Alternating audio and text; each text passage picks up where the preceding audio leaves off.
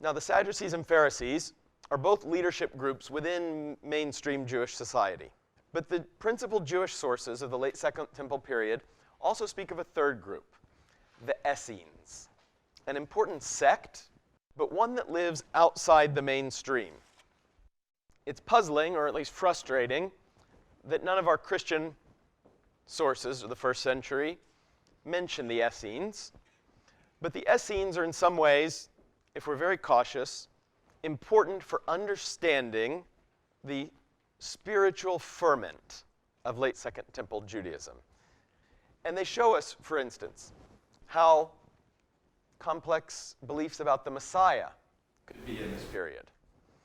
Show us how important was the law and the prophets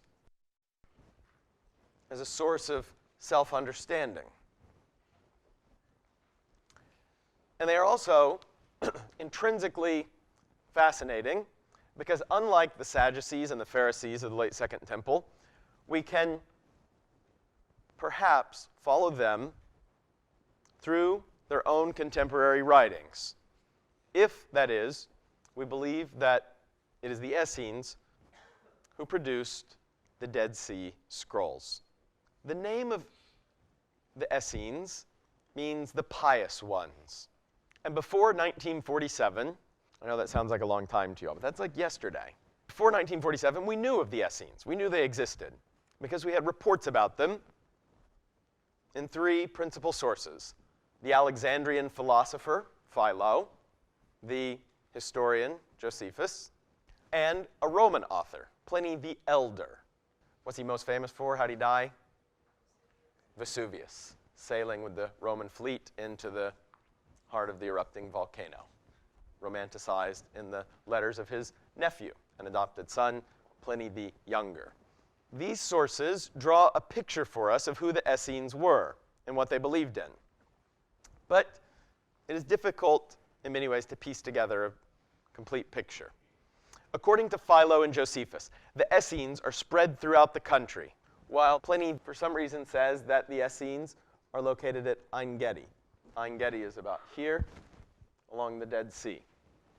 Josephus describes the Essene way of life as a demanding spiritual existence.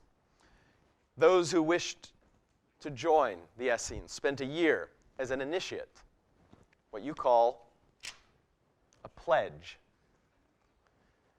which required tremendous commitment, bound by numerous sworn oaths to love the just, to hate the unjust. That's hard to do. Do you love the just? Very hard to love justice. Do you hate the unjust? It's a strong word. They're just annoying to you, right? That's very different.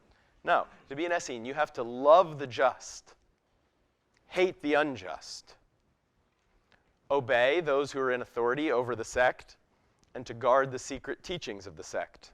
According to Josephus, the Essenes hold all of their property in common. And Philo and Pliny both say that they lived without money. All three of these sources claim that members of this sect were celibate, meaning they didn't marry or have sex. And it is utterly fascinating that the Essenes were the only group that we know of to reject the practice of slavery altogether as unjust. Now, both Josephus and Philo claim that the Essenes didn't participate in sacrifice or put very little value in sacrifice as the way to purity. Instead, they sought to live purely outside the national ritual of the temple. Purity is a major focus of the sect.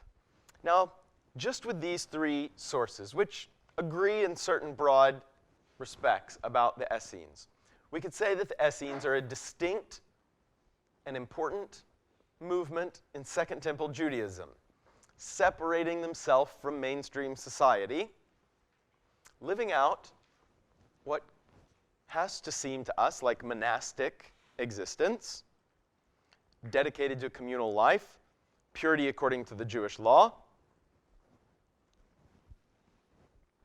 and commitment to love what is just. The Essenes aren't mentioned in the New Testament, and so they were a relatively obscure footnote in the history of late Second Temple Judaism, one that cast interesting light on the religion in this period. But that was before the discovery of the Dead Sea Scrolls.